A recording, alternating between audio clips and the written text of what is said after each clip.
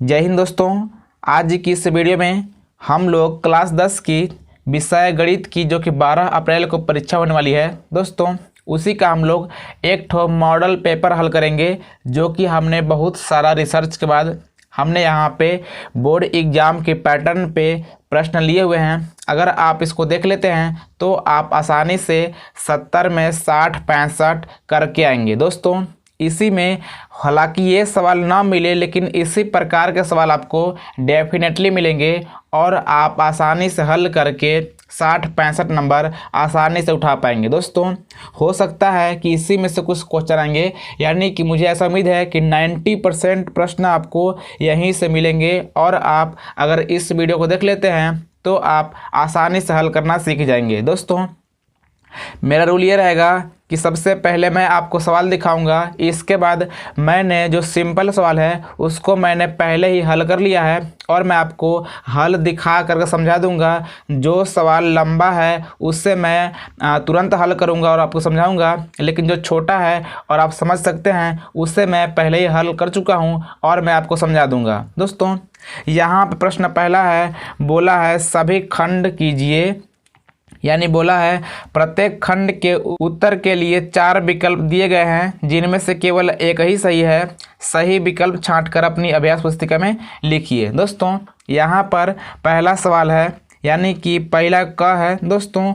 पहला के सभी सवाल 1 अंक के हैं, यानी कि 1 नंबर के हैं। तो यहाँ पे पहला सवाल है, शांत दशमलव संख्या में व्यक्त हो सकने वाली परिमेय संख्या होगी। यानी कि दोस्तों यहाँ पर बोला है कि इन चारों विकल्पों में कौन सा विकल्प शांत दशमलव होगा।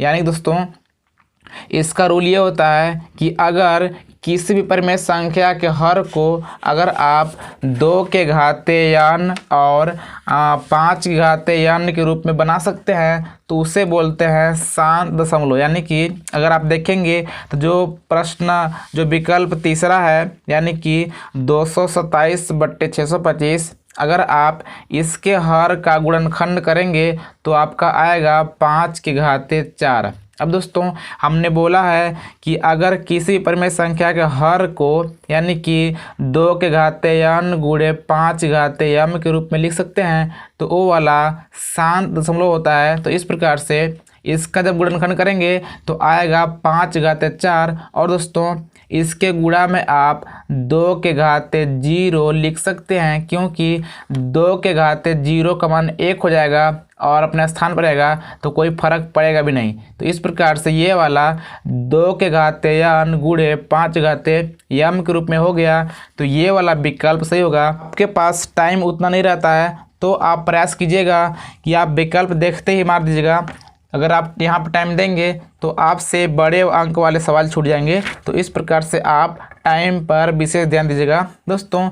यहाँ पर यानी कि पहला जो ख है सवाल है, यदि sine theta minus cos theta बराबर 0 हो तो sine 4 theta plus cos 4 theta का मान ज्ञात कीजिए। दोस्तों ये सवाल देखने में बहुत ही कठिन लगता है, लेकिन ये सवाल एकदम सिंपल है।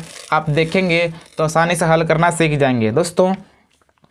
यहाँ पे हमने इसका हल किया है। सवाल क्या था? सवाल था कि sine theta minus cos theta बराबर 0, तो sine 4 theta plus cos 4 theta का मान ज्ञात कीजिए। दोस्तों अगर sine theta minus cos theta का मान 0 है तो सोचना यह है कि साइन कितने अंश का मान और कास कितने अंश का मान दोनों का सेम होता है।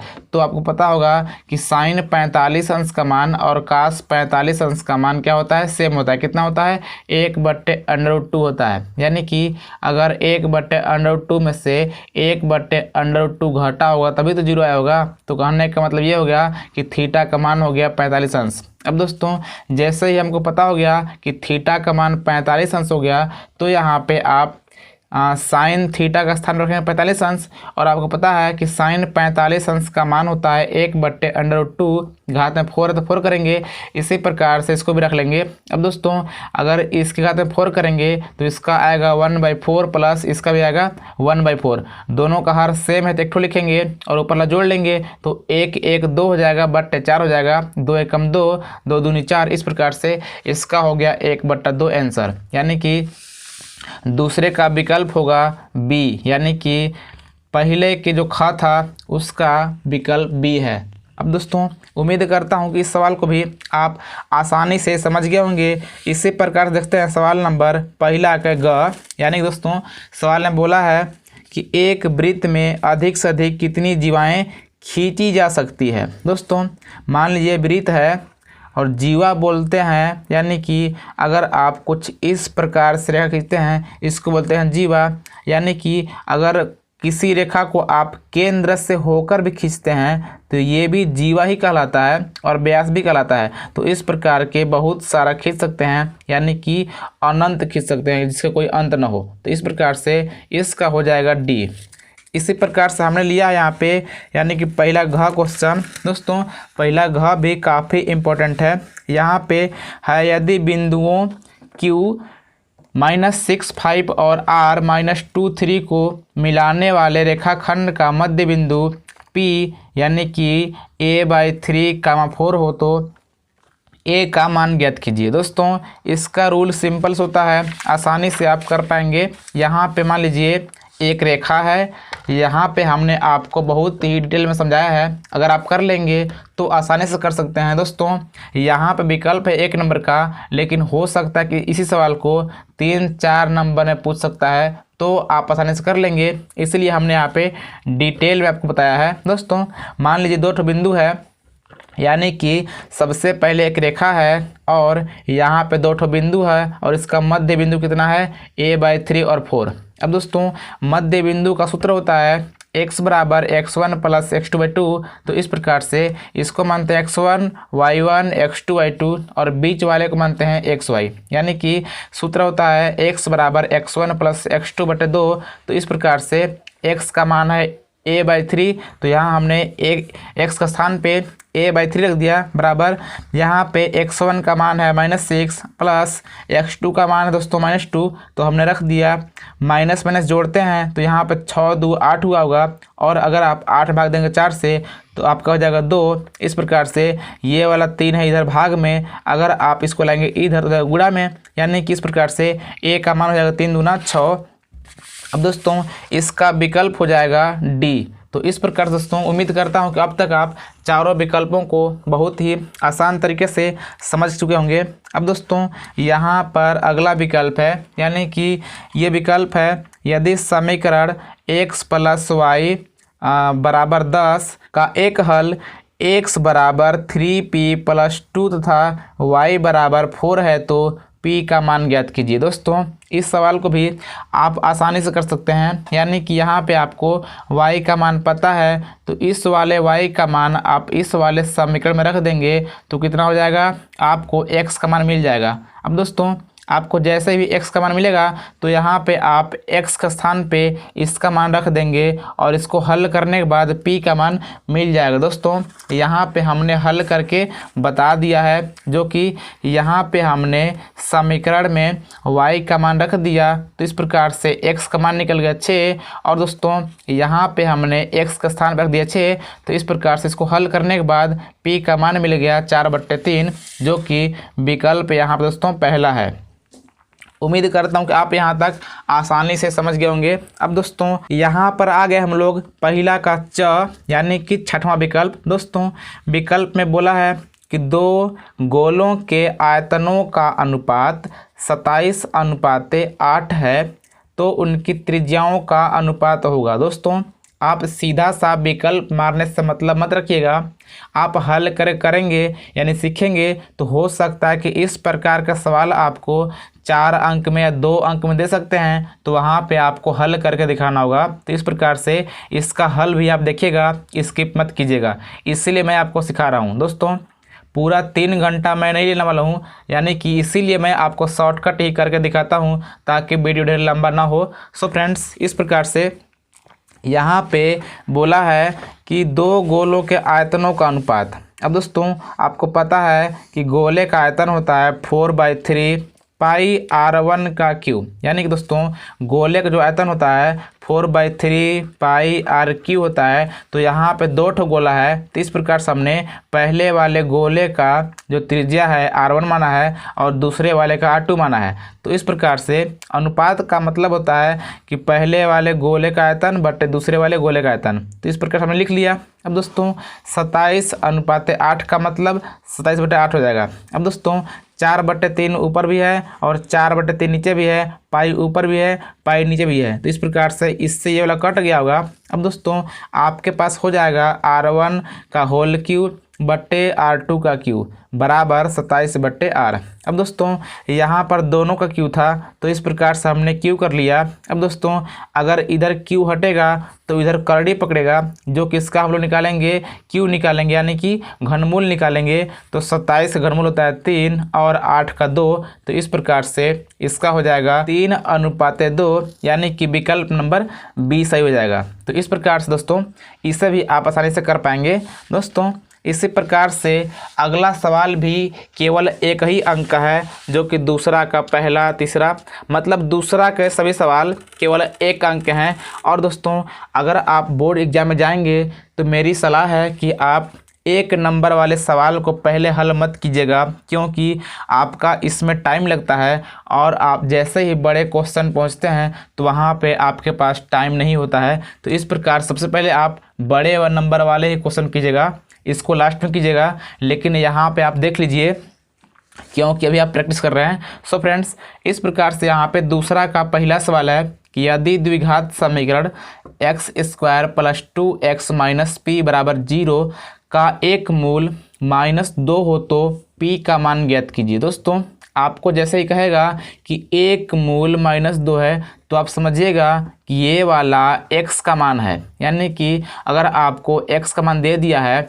तो अगर आप इसमें x का स्थान पे -2 रखेंगे तो आपका p का मान निकल जाएगा। जैसे कि हमने यहाँ पे करके आपको दिखा दिया है। यहाँ पे हमने यहाँ पे x² + 2x - p = 0 था, तो हमने यहाँ पे x का स्थान रख दिया है -2। अगर इसका स्क्वायर होगा तो हो जाएगा +4 और यहाँ पे 2 दूनी 4 माइनस में -p = 0।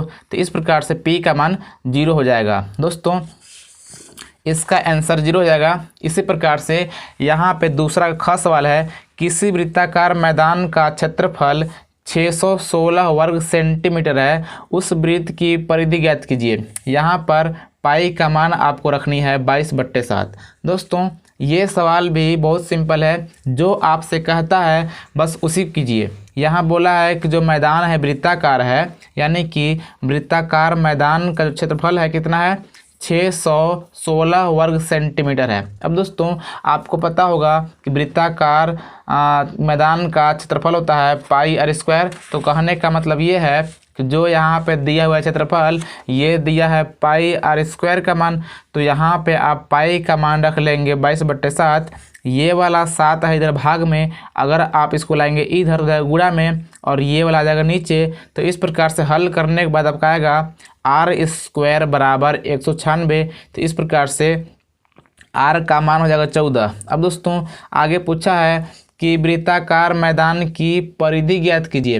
दोस्तों परिधि का सूत्र होता है 2πr। तो इस प्रकार से 2 अपने स्थान पे, पाई का मान 22/7 गुणे जो r निकला था 14 निकला है, तो यहाँ पे आप रखेंगे 14। तो इस प्रकार से आपका हो जाएगा 7 दूनी 14, जब गुणा कराएंगे तो 22 दूनी 44, 44 दूनी 88 सेंटीमीटर। इस प्रकार से वृत्ताकार मैदान की जो परिधि होगा कितना होगा, 88 सेंटीमीटर।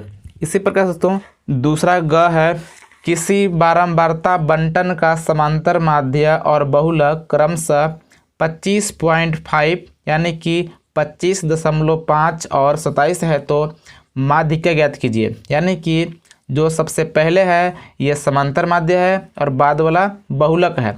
दोस्तों आपसे पूछा है माध्यिका, यानी कि दोस्तों अगर आपको समांतर माध्य और बहुलक पता रहेगा तो माध्यिका कैसे निकालते हैं, इसका दोस्तों सूत्र होता है जो कि बहुत थोड़ा सा डिफ़िकल्ट है।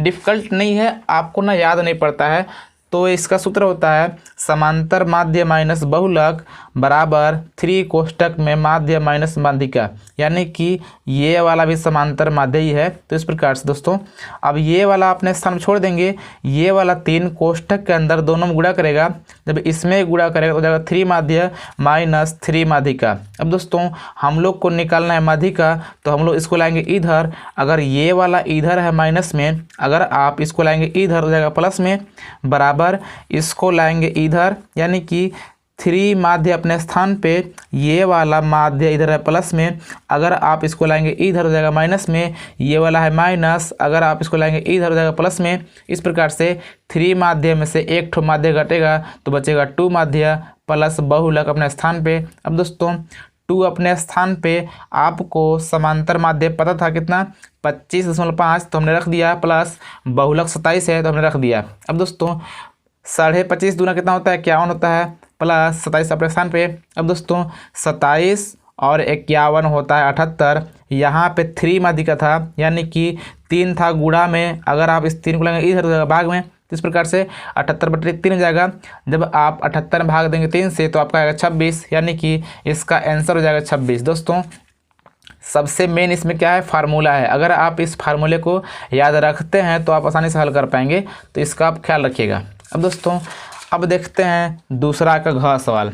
दूसरा घ सवाल भी काफ़ी इम्पोर्टेंट है। दोस्तों ये बोला है कि 2 संख्याओं का योगफल 19 है तथा उनका अंतर 7 है, तो संख्याएं ज्ञात कीजिए। दोस्तों अगर आपके पास सवाल कुछ इस प्रकार से रहेगा तो ये सवाल काफ़ी सिंपल है, यानी कि जहाँ बोलेगा 2 संख्या तो वहाँ पे आप मान लेंगे कि पहली संख्या x, दूसरी संख्या y, जैसा कि हमने यहाँ मान लिया है, यानी कि माना पहली संख्या x, दूसरी संख्या y। दोस्तों बोला था कि 2 संख्याओं का योगफल, योगफल का मतलब जोड़, यानी कि x + y बराबर 19। अब दोस्तों आगे बोला है कि उनका अंतर, अंतर में तो घटाना होता है, यानी कि x - y बराबर 7। अब दोस्तों इस प्रकार से आपको समीकरण 1 और 2 मिल गया। इसको हल करेंगे तो क्या होगा, लिखेंगे जोड़ने पर, क्योंकि माइनस प्लस पहले से ही है तो माइनस प्लस कट जाएगा, x हो जाएगा 2x बराबर 19 और 7 हो जाएगा 26। यहाँ 2 है गुणा में, अगर आप लेंगे इसको इधर भाग में, इस प्रकार से 26/2 हो जाएगा, जो कि आपका आएगा 13। अब दोस्तों आप लिखेंगे कि x का मान समीकरण 1 में रखने पर, आप जैसे ही x का मान समीकरण 1 में रखेंगे तो आपका y का मान आ जाएगा 6, यानी कि आपको यहाँ पे पहली संख्या 13 और दूसरी संख्या 6 मिल गया। तो इस प्रकार से इसे भी आप आसानी से हल कर पाएंगे। अब दोस्तों इसी प्रकार से यहाँ पे अगला सवाल है जो कि 2 अंक का है। अब दोस्तों तीसरा के जो प्रश्न है, यानी कि तीसरा में भी 4 ठो क्वेश्चन है, चारों 2-2 अंक के हैं। इस सवाल को आप आसानी से देखिएगा और आप स्किप मत कीजिएगा, अगर स्किप करेंगे तो आप ही को दिक्कत होगा। तो इस प्रकार से यहाँ पर दोस्तों सवाल है कि 2 समरूप त्रिभुजों के संगत शीर्ष लंबों का अनुपात 3/5 है। क्या यह कहना सही है कि इन त्रिभुजों के क्षेत्रफलों का अनुपात 6/5 है और क्यों? यानी कि दोस्तों यहाँ पे सवाल में बोला है कि 2 त्रिभुजों के संगत शीर्ष लंबों का अनुपात 3/5 है। क्या यह कहना सही है कि इन त्रिभुजों के क्षेत्रफलों का अनुपात 6/5 है? दोस्तों आपने 6 पाठ में प्रमेय 6.6 में आपने पढ़ा होगा कि अगर 2 ठो त्रिभुज समरूप है तो उनके क्षेत्रफलों का अनुपात उनके भुजाओं के अनुपात के वर्ग के बराबर होता है। यानी कि यहाँ पे आप लिखेंगे कि कहना सत्य नहीं है, क्योंकि दोस्तों यहाँ पर सूत्र होता था कि क्षेत्रफलों का अनुपात उनके भुजाओं के अनुपात के वर्ग के बराबर होता है। तो इस प्रकार दोस्तों यहाँ पे क्या होगा कि यहाँ पे भुजाओं का अनुपात, यानी कि जो बोला है शीर्ष लंबों का अनुपात, आप समझिए को भुजाओं का अनुपात है। तो इस प्रकार से अगर आप यहाँ पे भुजाओं का अनुपात लिखेंगे, जब इसका वर्ग करेंगे तो इसका आएगा 9/25। लेकिन दोस्तों जो क्षेत्रफलों का अनुपात है हो गया 9/25, लेकिन यहाँ पे दिया हुआ है 6/5, तो 9/25 को 6/5 लिख रहा है तो गलत लिख रहा है ना। इस प्रकार से ये वाला आप लिखेंगे कि यह कहना सत्य नहीं है, क्योंकि जिस प्रकार से हमने यहाँ पे दिखा दिया है करके, वैसे ही आप दिखा देंगे इसका मतलब यह है कि सत्य इसलिए नहीं है क्योंकि इसका रियल में जो होना चाहिए 9/25 होना चाहिए था, लेकिन आपने 6/5 लिख के बेवकूफ़ बनाया है। इस प्रकार से आप लिख लीजिएगा, आपका बिल्कुल 2 नंबर मिल जाएगा। अब दोस्तों इसी प्रकार से तीसरा का सवाल हमने समझ लिया। अब करेंगे तीसरा का ख सवाल। दोस्तों पूरे सवालों को आप देखिएगा क्योंकि आपको बोर्ड एग्ज़ाम में बहुत ही काम आने वाले हैं, यानी कि इसी प्रकार के सवाल आएंगे और आप आसानी से हल करके काफ़ी अच्छा अंक उठा सकते हैं। अब दोस्तों यहाँ पर तीसरा का खास सवाल है कि एक शंकु के छिन्नक की तिर्यक ऊंचाई 5 सेंटीमीटर है और इनके दोनों वृत्तीय त्रिज्याओं का अंतर 4 सेंटीमीटर है। छिन्नक की ऊंचाई ज्ञात कीजिए। दोस्तों यहाँ पर यह सवाल भी काफ़ी सिंपल है। इसमें आपको केवल और केवल फार्मूला पता होना चाहिए। अगर आपको फार्मूला पता है तो ये सवाल आप केवल और केवल 1 मिनट में कर पाएंगे। दोस्तों यहाँ पे हमने इसको लगा लिया है, यानी कि बोला है कि तिर्यक ऊंचाई बोलते हैं एल को, यानी कि एल का मान 5 दिया है। अब दोस्तों आगे बोला है इनके दोनों वृत्तीय त्रिज्याओं का अंतर 4 सेंटीमीटर है। तो कहने का मतलब ये है कि R1 - R2 का मान दे रखा है 4। तो इस प्रकार से यहाँ पे L का मान पता है और R1 - R2 का मान पता है 4। अब दोस्तों आपको पता है फार्मूला कि L बराबर अंडरवुड में h² प्लस R1 - R2 का होल स्क्वायर होता है। लेकिन दोस्तों ये वाला जो पहले था ना, पहले कुछ इसी प्रकार से होता है, यानी कि L² बराबर h² प्लस R1 - R2 का होल स्क्वायर। अगर यहाँ पे स्क्वायर ख़त्म होता है तो करड़ी पकड़ता है, तो इसलिए हमने यहाँ पे पहले की तरह ही लिख लिया। तो इस प्रकार से यहाँ पे h का मान पूछा है, L का मान दिया है 5 तो हमने रख दिया और इसको छोड़ दिया, प्लस इसका अंतर 4 पता है हमने रख दिया। अब दोस्तों 5 का स्क्वायर 25 होगा, 4 का 16 होगा। अब दोस्तों अगर आप इस 16 को लाएंगे इधर हो जाएगा माइनस में, 25 में घटेगा 16 तो बचेगा 9 और यहाँ पे h² का मान हो जाएगा 9। अगर आप सिर्फ h का मान निकालेंगे तो पकड़ जाएगा करड़ी में 9। अब दोस्तों करड़ी में 9 का मान 3 होता है, तो इस प्रकार से यहाँ पे h का मान हो गया 3। अब दोस्तों उम्मीद करता हूँ कि इस सवाल को भी आप सिंपल तरीक़ों से सीख चुके होंगे। अब करते हैं अगला सवाल, यानी कि अगला सवाल है कि जांच कीजिए क्या किसी प्राकृत संख्या n के लिए संख्या 6 घातीय अंक 0 पर समाप्त हो सकती है। यानी कि यहाँ बोला है कि n एक प्राकृत संख्या है। दोस्तों प्राकृत संख्या उसको बोलते हैं जो संख्या में 0 नहीं होता, यानी कि 1 2 3 4 5 6, मतलब वे संख्याएं जो 1 से शुरू होती है क्या कहलाती है? प्राकृत संख्या कहलाता है। एक होता है पूर्णांक। पूर्णांक का मतलब होता है दोस्तों कि 0 शुरू होगा, यानी कि 0 1 2 3 4 होता है। तो इस प्रकार से हमने यहाँ पे n यानी कि प्राकृत संख्या के स्थान पे हमने 1 2 3 4 मान लिया, जो कि n का मान है दोस्तों। अब दोस्तों बोला है कि 6 घात अगर आप n करेंगे तो कभी भी बताइए कि जो संख्या आएगा 0 पर समाप्त हो सकता है। यानी कि मान लीजिए आपके पास 70 है, तो जो 70 संख्या है समाप्त किससे हुआ है? समाप्त हुआ है 0 से। 80 किससे समाप्त हुआ है? 80 हुआ है समाप्त 0 से। लेकिन अगर मैं बोलूं कि 81 किससे समाप्त हुआ है तो आप बोलेंगे 1 से, क्योंकि कहाँ है जो आरी में 1 है ना, तो इसका मतलब ये है कि ये 1 से समाप्त हुआ है और ये 0 से हुआ है। तो ये पूछा है सवाल में कि बताइए जो संख्या आएगा, यानी कि अगर आप 6 घात में कुछ भी लिखते हैं प्राकृतिक संख्या 1 2 3 4 5 कुछ भी, तो बताइए कभी भी 0 पर समाप्त हो सकता है? तो ऐसा नहीं होगा। तो इस प्रकार से आप लिख करके दिखा दीजिएगा 3 4 और आप लास्ट में लिख दीजिएगा कि 6 घातीय n के लिए 0 पर समाप्त नहीं होंगी। तो इस प्रकार से आपका 2 अंक मिल जाएगा और आसानी से आप इसे कर भी पाएंगे। अब दोस्तों इसी प्रकार से यहाँ पे अगला सवाल हमने लिया है जो कि घ है। दोस्तों बोला है कि त्रिभुज PQR में जिसका कोण Q समकोण है PR + QR बराबर 25 सेंटीमीटर और PQ बराबर 5 सेंटीमीटर, तो साइन P cos P और tan P के मान ज्ञात कीजिए। दोस्तों ये सवाल हमने यहाँ पे 2 अंक के स्थान पर लिखा है, लेकिन ये सवाल काफ़ी इम्पोर्टेंट है और हो सकता है कि ये सवाल आपको 4 अंक में भी देखने को मिल सकते हैं, इसलिए आप इसको ध्यान से देखिएगा। दोस्तों यहाँ पे हमने लिख रखा है, यानी कि सवाल में बोला था कि एक त्रिभुज था पी क्यू आर, जो क्यू है समकोण है, यानी कि जो क्यू है क्यू पर 90 अंश का कोण बन रहा है, कुछ इस प्रकार से। अब दोस्तों यहाँ पर दे रखा है, यानी कि हमने लिखा है दिया है पी क्यू बराबर 5 सेंटीमीटर, यानी कि यहाँ पे पी क्यू है तो यहाँ पे हमने 5 रख दिया। अब दोस्तों यहाँ पर एक बात और पता है कि P R plus Q R का जो जोड़ है कितना है, 25 सेंटीमीटर है।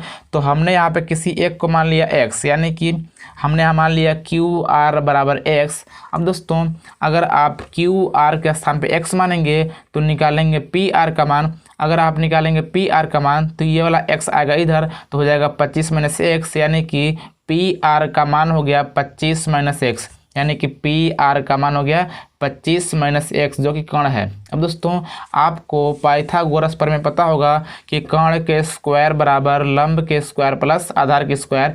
तो इसे हमने a माइनस बी के होल स्क्वायर खोल दिया है। आप जैसे खोलेंगे तो आपका इतना आएगा, और ये वाला अपने स्थान पे, ये वाला अपने स्थान पे, इस प्रकार से इसको लाएंगे इधर तो हो जाएगा ये वाला अपने स्थान पे, ये वाला अपने स्थान पे। अगर इसको लाएंगे इधर तो जाएगा माइनस में, और दोस्तों ये वाला अपने स्थान पे इसको लाएंगे बराबर के इस साइड तो जाएगा माइनस में। अब दोस्तों यहाँ प्लस माइनस कट जाएगा, यहाँ बचेगा माइनस में 50 से x बराबर, यहाँ पे प्लस में 25 से माइनस में 625 है, 625 में 25 घटेगा तो बचेगा माइनस 600। अब दोस्तों ये है गुणा में, अगर आप लाएंगे इसको इधर जाएगा भाग में, तो इस प्रकार से माइनस माइनस प्लस, और यहाँ पे अगर आप 600 में भाग देंगे 50 से तो आपका आएगा 12, यानी कि x का मान हो गया 12। अब दोस्तों x हमने माना था इसको, यानी कि ये वाला हो गया 12। अब दोस्तों जो कर्ण है 25 माइनस एक्स था, यानी कि 25 में घटाएंगे 12 तो बचेगा 13, यानी कि हम लोग को अब आधार लंब और कर्ण सब पता हो गया। अब दोस्तों आपसे सवाल पूछा था कि साइन पी बराबर क्या होगा, तो साइन पी बराबर होता है लंब बटे कर्ण, तो यहाँ लंब 12 है और कर्ण 13 निकल गया, तो इस प्रकार से आप लिख लेंगे। और कास पी में होता है आधार बटे कर्ण, तो हमने रख लिया, और टैन पी बराबर होता है लंब बटे आधार, तो हमने रख लिया। इस प्रकार से आपका सिंपल सा सवाल हो जाएगा और आप आसानी से अंक प्राप्त कर सकते हैं। अब दोस्तों अगला सवाल है चौथा क है कि एक नदी पुल के एक बिंदु से नदी के सम्मुख किनारों के अवनमन कोण क्रमशः 30 अंश और 45 अंश हैं। यदि पुल किनारों से 4 मीटर की ऊंचाई पर हो तो नदी की ऊंचाई ज्ञात कीजिए। ये पूछा है कि एक नदी पुल के एक बिंदु से नदी के सम्मुख किनारों के अवनमन कोण क्रमशः, यहाँ पे दोस्तों बोला है 30 अंश और 45 अंश हैं। यदि पुल किनारों से 4 मीटर ऊंचाई पर हो तो नदी की ऊंचाई ज्ञात कीजिए। दोस्तों यहाँ पर चौड़ाई बोला होगा, हमने मिस्टेक से लिख दिया है। अब दोस्तों इस प्रकार से आप लिख लेंगे। अब दोस्तों इस सवाल को मैं आपको हल करके दिखाता हूँ, यानी कि ये सवाल भी बहुत इजी है, लेकिन आपको ध्यान से देखना पड़ेगा। दोस्तों यहाँ पे आप सवाल को सही से देखिएगा। यानी कि दोस्तों एक मान लीजिए पुल है, मान लीजिए ये नदी है ऐसे। अब दोस्तों नदी के ऊपर मान लीजिए एक ठो पुल है जो कि कुछ इस प्रकार से होगा। अब दोस्तों बोला है कि पुल के एक बिंदु, मान लीजिए कि मैं यहाँ पे पुल पर एक बिंदु मान लिया। अब दोस्तों ये बोला है कि नदी के सम्मुख किनारों के अवनमन कोण, यानी कि किनारे कौन कौन है, मान लीजिए नदी है तो नदी किनारे एक ठो ये है, एक ठो ये है, तो ये क्या होगा कि इस बिंदु से नदी किनारों का जो अवनमन कोण है कितना बन रहा है 30 अंश और 45 अंश। मान लीजिए यहाँ बना होगा 30, यहाँ बना होगा 45, तो इस प्रकार से ये वाला बन जाएगा 30 और ये बन जाएगा 45। अब दोस्तों आगे बोला है दोस्तों कि यदि पुल किनारों से 4 मीटर की ऊंचाई पर हो, यानी कि ये देखिए इसका किनारा है और इतना ऊंचा है पुल, यानी कि इसकी ऊंचाई कितनी दोस्तों, इसकी ऊंचाई है 4 मीटर। तो इस प्रकार से आप लिख लेंगे इसकी ऊंचाई 4 मीटर।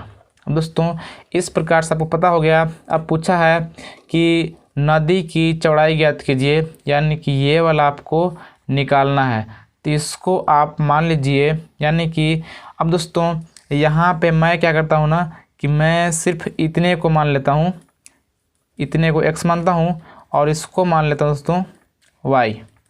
अगर आप इस प्रकार से मान लेंगे तब भी आपका आंसर आ जाएगा, यानी कि आप इसका नाम रख लीजिए ABCD।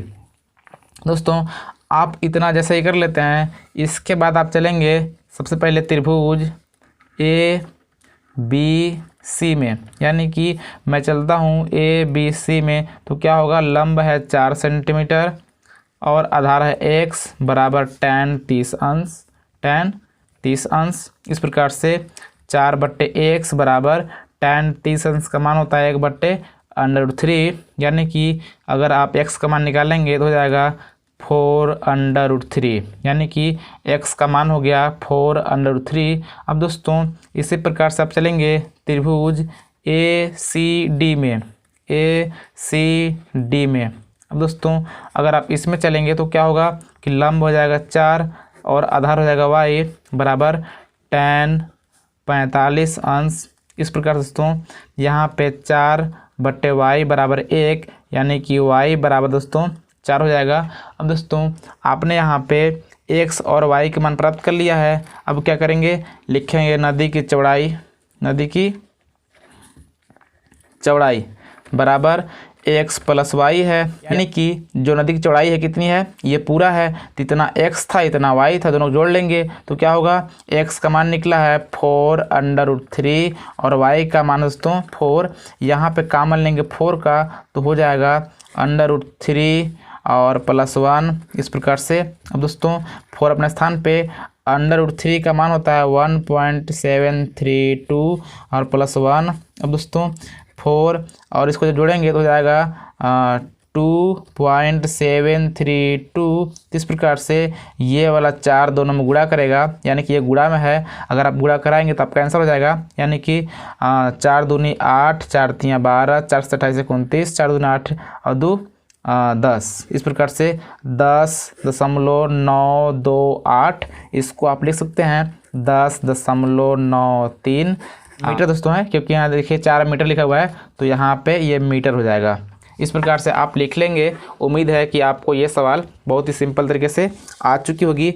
अब दोस्तों यहाँ पर चौथा का खास सवाल है कि ABCD एक चक्रीय चतुर्भुज है, इस चक्रीय चतुर्भुज के कोण ज्ञात कीजिए। दोस्तों आपके पास फिगर कुछ इस प्रकार से है, तो कैसे करेंगे। दोस्तों ये सवाल बहुत सिंपल है, अगर आप देख लीजिए तो आसानी से हल कर पाएंगे। दोस्तों यहाँ पर एक ठो फिगर दिखाई दे रहा है जो कि चक्रीय चतुर्भुज है। दोस्तों इसका रूल होता है कि चक्रीय चतुर्भुज के आमने सामने के कोणों का योग 180 अंश होता है।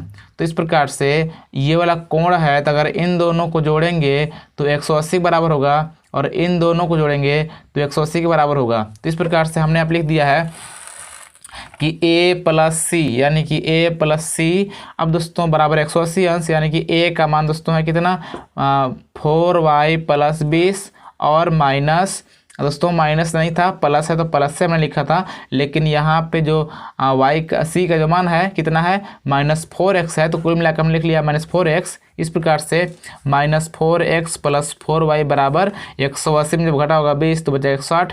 इस प्रकार से यहाँ पे B + D करेंगे तो इन दोनों को जोड़ने के पश्चात आपके पास 2 ठो बन जाएगा समीकरण। इन दोनों को हल करके आप x y का मान निकाल लीजिएगा। अब दोस्तों आप जैसे ही x और y का मान निकाल लेते हैं तो यहाँ पे आप लिखेंगे कि कोण मान लीजिए A बराबर, तो कोण A है 4y + 20।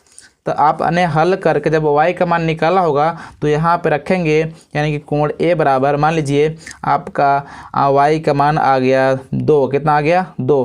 तो क्या करेंगे 4 अपने स्थान पे y का मान 2 रखेंगे + 20, यानी कि 4 दूनी 8 और 20 कितना हो जाएगा दोस्तों, इस प्रकार हो जाएगा 28। यानी कि आपको कुछ और आ सकता है, हमने यहाँ पे सपोज माना था। तो इस प्रकार से आप हल करके x y का मान निकाल के आप A B C में सभी जगह जो भी है x y का मान रख देंगे तो आपका सिंपल सा कोण निकल जाएगा।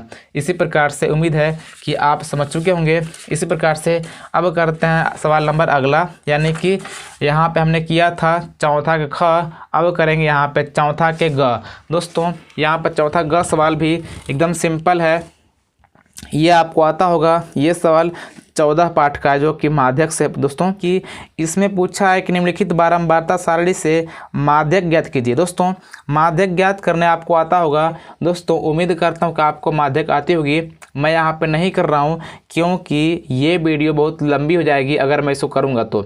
उम्मीद करता हूँ कि आपको ये तो सवाल आसानी से आता होगा। अब दोस्तों इसी प्रकार से हम लोग करेंगे चौथा घ सवाल। चौथा घ में बोला है कि x और y में एक संबंध ज्ञात कीजिए यदि बिंदु xy 1 2 और 7 0 संरेखीय है। दोस्तों ये आप निर्देशांक ज्यामिति में पढ़े होंगे कि अगर 3 ठो बिंदु संरेखी होते थे तो त्रिभुज का क्षेत्रफल 0 होता था।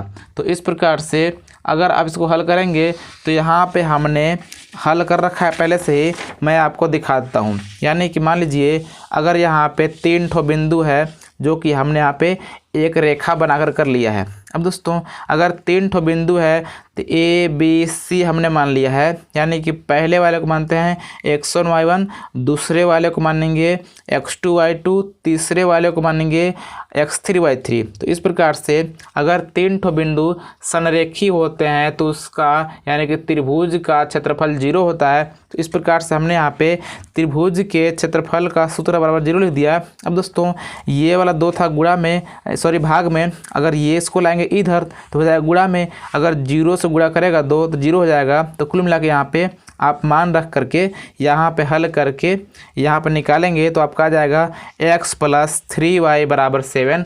दोस्तों अगर आपको दिक्कत है तो आप यहाँ पे वीडियो को पॉज करके आसानी से इस सवाल को समझ सकते हैं। अब दोस्तों करते हैं सवाल नंबर अगला, यानी कि हम लोग करेंगे 5वां का क, यानी कि चौथे के घ तक हमने सवाल को कर लिया और समझ लिया। और उम्मीद करता हूँ कि आपको भी बहुत आसान तरीक़ों से आ चुकी होगी। अब दोस्तों यहाँ पे 5वां का पहला सवाल है जो कि 4 अंक का है। हमने यहाँ पे चौथा का क ख ग और घ सवाल को बहुत ही आसान तरीक़ों से समझ लिया। अब करेंगे हम लोग सवाल नंबर 5वां का क। दोस्तों 5वां के सभी क्वेश्चन 4 अंक के हैं जो कि हमने यहाँ पे लिख दिया है। पहला सवाल है यानी कि लिखा है दिए गए चित्र में छायांकित भाग का क्षेत्रफल ज्ञात कीजिए यदि PQ = 24 सेंटीमीटर और PR = 7 सेंटीमीटर तथा O वृत्त का केंद्र है। दोस्तों यहाँ पे आपके पास एक ठो वृत्त है और यहाँ पे एक ठो व्यास है जो कि वृत्त के बीचों बीच आया हुआ है। अब दोस्तों यहाँ पूछा है कि छायांकित भाग का क्षेत्रफल ज्ञात कीजिए। दोस्तों आपको दिखाई दे रहा होगा कि ये वाला जो लाइन है इस वृत्त को आधा आधा में बांट दिया है। क्या किया है? आधे आधा में बांट दिया है। अब दोस्तों अगर कोई आपसे पूछेगा कि छायांकित भाग का क्षेत्रफल ज्ञात कीजिए तो क्या करेंगे ना कि आप आधे वृत्त के क्षेत्रफल में से अगर इस त्रिभुज को घटा देंगे तो आपका छायांकित भाग का क्षेत्रफल निकल जाएगा। क्या करना आपको? आधे वृत्त के क्षेत्रफल में से अगर आप इस त्रिभुज के क्षेत्रफल को निकाल देंगे तो इसका क्षेत्रफल आपको मिल जाएगा। तो इस प्रकार से आप लिखेंगे कि छायांकित भाग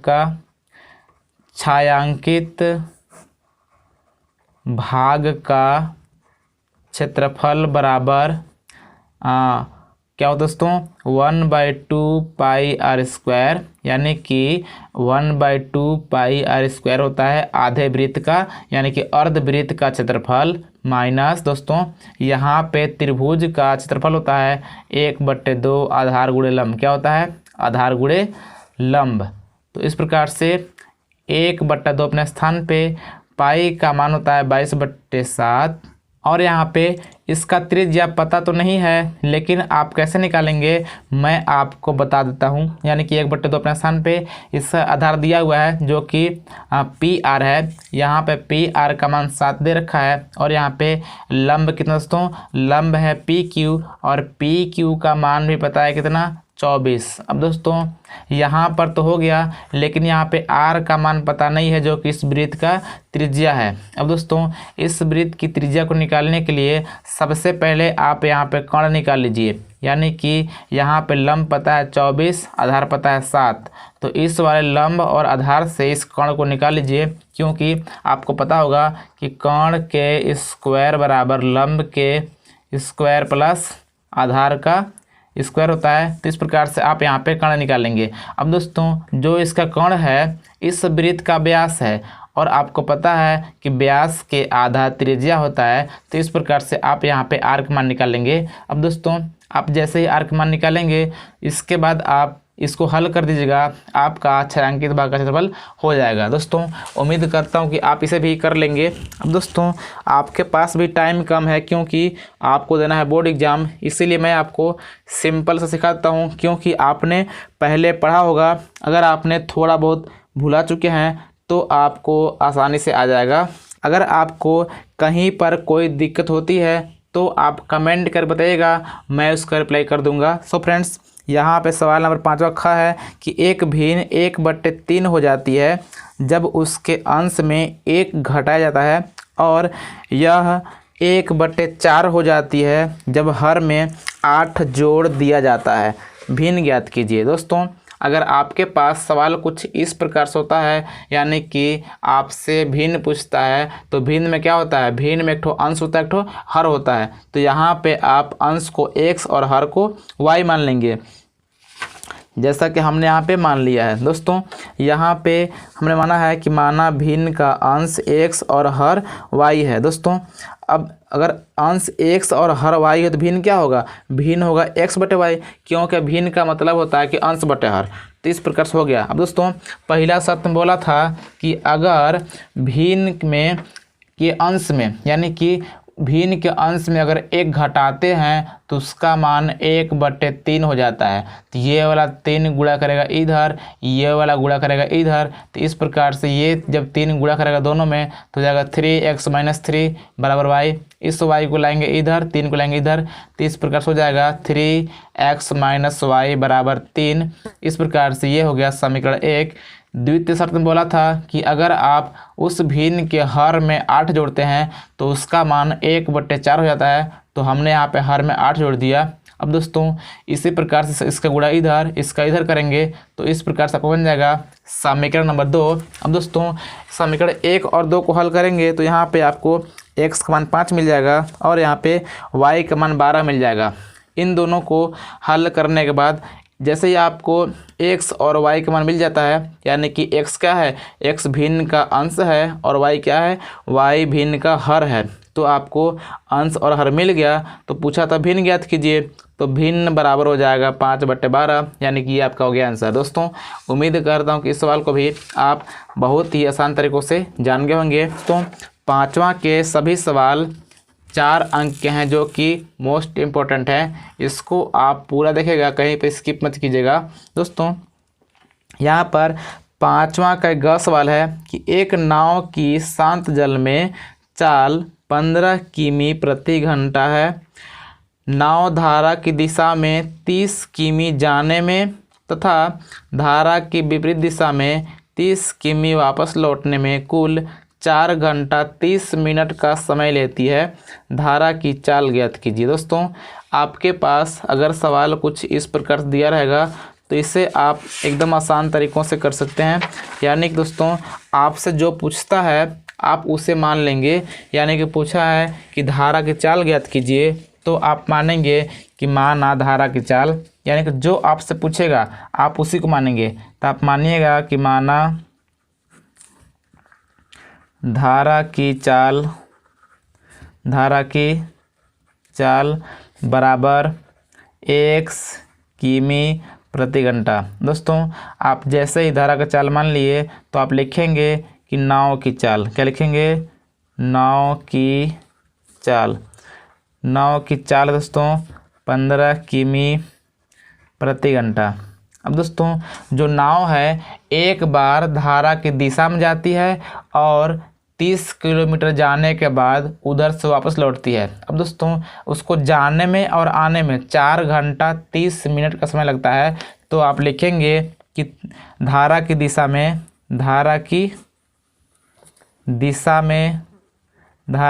में 30 किमी की दूरी तय करने में लगा समय। दोस्तों समय बराबर होता है दूरी बटे चाल, यानी कि दूरी है 30 किमी, चाल कितनी है अब दोस्तों ध्यान दीजिएगा, जो धारा की चाल है, धारा की चाल नाव की चाल में बढ़ जाएगा, क्योंकि अगर धारा जिधर जा रही है, अगर नाव भी उधर जा रहा है तो जो नाव होगा बहुत तेज जाएगा, क्योंकि वहाँ पे धारा भी वहाँ पे उसको ठेल रहा है। तो इस प्रकार से नाव की चाल और धारा की चाल जुट जाएगा अगर नाव धारा की दिशा में जाएगी। तो इस प्रकार से नाव की चाल था 15 और धारा की चाल है x, दोनों जोड़ देंगे तो इस प्रकार समय हो जाएगा दूरी बट्टे चाल, यानी कि दूरी था 30 किलोमीटर और चाल हो गया 15 + x घंटा। अब दोस्तों इसी प्रकार से आप लिखेंगे कि धारा की विपरीत दिशा में क्या करेंगे, धारा की विपरीत दिशा में 30 किमी की दूरी तय करने में लगा समय, दोस्तों समय बराबर दूरी बट्टे चाल, यानी कि दूरी 30 किलोमीटर है। और कि अगर धारा के विपरीत दिशा में नाव आएगी तो जो धारा होगा नाव की चाल को घटाएगा, क्योंकि अगर जने पानी जा रहा है, अगर उसके उल्टा आप तैरते हैं तो आपका तैराकी जो स्पीड होता है अधिक नहीं होता है, कम होता है, क्योंकि जो धारा का चाल होता है अपने चाल के बराबर वह आपको पीछे ढकेलता है। तो इस प्रकार से क्या करेंगे कि यहाँ पे नाव की चाल में धारा की चाल घटा देंगे। दोस्तों आप हमेशा कीजिएगा कि अगर धारा की दिशा में जाएंगे तो वहाँ पे आप धारा की चाल जोड़ेंगे, अगर विपरीत दिशा में जाएंगे तो वहाँ पे धारा की चाल घट जाएगा। इस प्रकार से दोनों के द्वारा हमने समय निकाल लिया। अब दोस्तों ये बोला है कि उसको जाने में और आने में, यानी कि जाने में कितना लगा था 30/15 + x घंटा लगा था, और आने में कितना लगा, आने में लगा 30/15 - x। अब दोस्तों सवाल में बोला है कि आने जाने में दोनों मिलाकर कितना लग रहा है 4 घंटा 30 मिनट, यानी कि 4 सही 1/2 लिखेगा। क्यों दोस्तों 4 घंटा था, 30 मिनट का मतलब था आधा घंटा, तो इस प्रकार से हमने लिख लिया। दोस्तों आपको पता है कि यहाँ पे गुणा होता है, इसको जोड़ते हैं, यानी कितना हो जाएगा 30/15 + x और यहाँ पे प्लस 30/15 - x बराबर 4 दूनी 8, 8 1 9/2। इस प्रकार दोस्तों इसको आप हल करके x का मान निकाल लीजिएगा। आप जैसे ही x का मान निकाल लेते हैं आपका सिंपल सा आंसर हो जाएगा। दोस्तों उम्मीद करता हूं कि इसे आप आसानी से हल कर पाएंगे, क्योंकि अब ये सिंपल सा समीकरण बन चुका है। इसको हल कैसे करते हैं, इसका गुणा इधर, इसका इधर, नीचे के नीचे करेंगे, इधर होगा भाग में, अगर आप इसको लाएंगे इधर तो हो जाएगा गुणा में। अब दोस्तों इस प्रकार से आप कर लेंगे, क्योंकि आप इस प्रकार के समीकरण बहुत सारा पढ़े होंगे तो आप कर लेंगे। अब दोस्तों यहाँ पर